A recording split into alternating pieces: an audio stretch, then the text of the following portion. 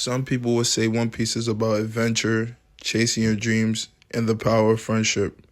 But what if I told you it wasn't? One Piece is way more complex and diverse than we could ever think. What if I told you that One Piece was really the reflection of our real world? Some people might have already realized this with arcs like Skypiea, Wano being feudal Japan, and Alabasta. But did you know that One Piece is telling an even bigger story? I'm going to break this video into 3 parts, with 1 being references and elements, 2 being world politics and history, and 3 being conspiracy. Before I start, I ask that you guys drop a like on the video. Support is free, and hopefully I can win your follow at the end. With that being said, let's get into the video. First reference we're going to talk about is the land of One Piece.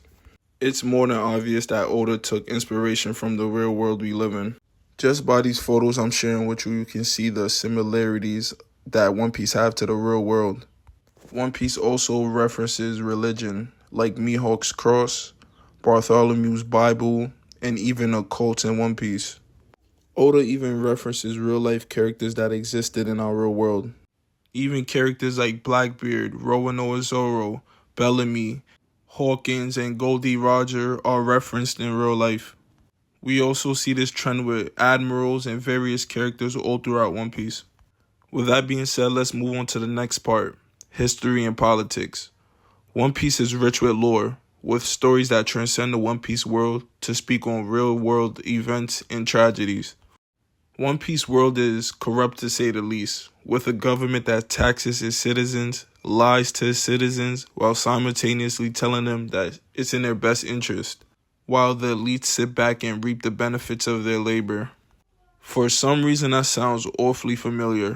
This government also lets dictators rule over these lands for personal gain. For example, Arlong oppressing Nami in Orange Town, Doflamingo and Dressrosa, and Kaido and Wano polluting the land. I think Crocodile is the most important to relay this message. Crocodile represents the underground cartels that reign supreme in many countries through bribing, manipulation, and coups.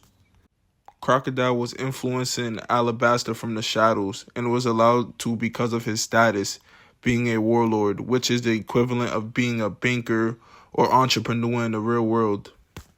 We see this more even with characters like Doflamingo and Kaido that were polluting the land for personal gain. With industries like the Smile Factory, which is literally polluting the inhabitants. Once again, we see all of this shit in our real world. Sorry for my language, but we see all of this crap in the real world. And I think this is what Oda is trying to tell us with these villains. They're not just big evil doofuses. They're actually manifestations of our real world and its problems. Next reference we have is the voice entry. Did you know that we have one too? In the real world, we're missing 98% of our history, which is crazy. O'Hara is also a reference from our real world. In the real world, this was called the Library of Alexandria. But this library was burned down by one of the biggest empires in history, the Roman Empire. The next reference we have is from Skypiea, which is clearly referencing the Native Americans versus the Europeans, with the Shandians and the Skypians being the Native Americans and the Nel being the colonizing European. Another reference I have is fishermen are black people. I know that sounds crazy, but let me explain, and I'm not talking about skin. So a people that was exiled because of their race or the way they look, that's definitely black people. Fisher Tiger was Malcolm X and Orihime was MLK. Though they lived different, they still fought for the same thing, the freedom of fishermen. Orihime wanted to do it peacefully and without violence, and she also wanted to integrate with the humans. While Fisher Tiger being very opposite, going around freeing slaves aggressively, but still in a disciplined way, and he was okay with fishmen and humans not being together. Just don't oppress the fishmen. And they both poetically met the same fate. Now, for the coolest part of the video, conspiracy. The previous categories was to get you guys to believe that Oda takes real elements from our world, right? But with this section, I'm going to speak about the things in One Piece that connect almost way too well with our real world. But some people might call these things conspiracies. The first conspiracy we're going to talk about is the Five Elders. The Five Elders are the biggest oppressors in One Piece and are probably the most dangerous ones too. With that being said, the design of the oppressors in One Piece kind of looks like the ones in the real world. I'm actually surprised Oda put these guys in suits, and their skin color just makes it even more crazy to me. Not to be racist or anything, but we know in the real world what people brought the most suffering to this world, and it's funny how they're in suits and ties in the One Piece world as well. The Five Elders do evil acts all through One Piece and its history, like spreading lies, propaganda, starting wars, enslaving other humans, and I'm not going to say that word, and even stooping down to genocide. But some people might say this conspiracy theory can't work because we don't have a world government. But yes, it can, because the people of One Piece don't know it. Spoilers, that's why Cobra died. Most of you guys probably didn't understand this, but when Cobra died, he died because he found out that the world wasn't what it seemed. The world government in One Piece makes it look like the places of Alabasta and Dressrosa really have say when they don't. It's really Imu. That's why nobody sits at the chair or the throne. So when Cobra seen Imu sitting on the throne, he couldn't believe his eyes. And the elders was looking back like, hold on, Imu, don't sit there. Because they're trying to keep this facade still. The world should not bend to one person's will. This was the oath. Even the Celestial Dragon's privileges reaffirms this conspiracy. The Celestial Dragons in the real world are billionaires, monarchs, oligarchies, and just important people all around the world that have been ruling for years. Conspiracies in the real world that back this up are the ones about the 13 bloodlines of the Illuminati, Freemasonry, Bohemian Grove. It goes on. But I think Oda is trying to let us know this is happening in our real world, and he put it in his show. I don't think this is for everyone. The ones that get it, and the ones that don't. So, yeah. Now let's talk about our next conspiracy theory, and this one is about the Ancient Kingdom. In our world, there's a conspiracy theory called the Tartarian Mud Flood, which can also be linked with the Atlantis theory. But one day it got destroyed by a cataclysmic flood that left the world devastated. And after this catastrophe, the people that run this world began to rewrite history and started controlling everything. Not much is known about the Ancient Kingdom in One Piece.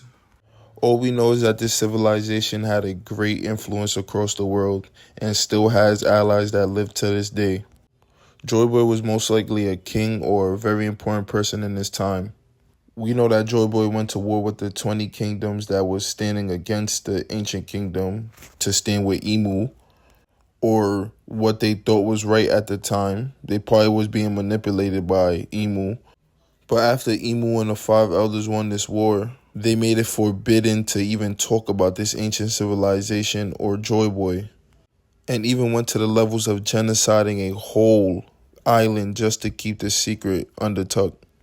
And you know what they say in the real world, the victor writes the history books.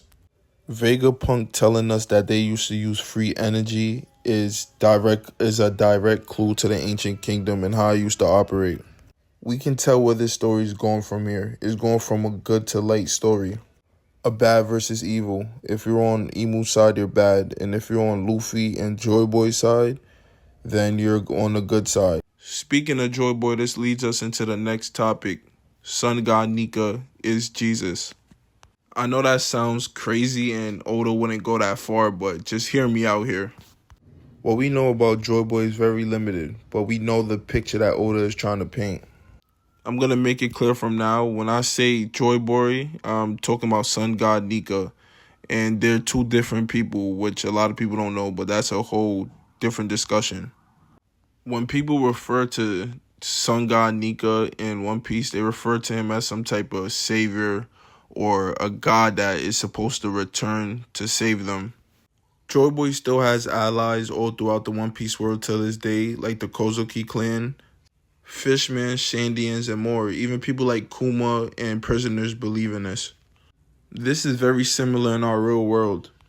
Through the belief of Christianity, where people believe that a savior called Jesus is going to come and save them, And I think this is very similar, and I think this is what Oda is trying to do. And the way Luffy even turned into the sun god was kind of like Jesus. He died and rose again. In Luffy's case, he rose and became the sun god, while Jesus died and the sun went down for 3 days and it rose on the 3rd day. In many early religions in our real world, a lot of ancient civilizations worshiped the sun. They seen the sun as esoteric proof that God exists. So they paid homage to the sun through symbolism in their mythologies and religion. With that being said, I'm going to end this video right here. If you guys would like a part 2, please let me know in the comments and let me know how you guys felt about the video. And also drop a like so my video could get in the algorithm. And yeah, subscribe. Peace.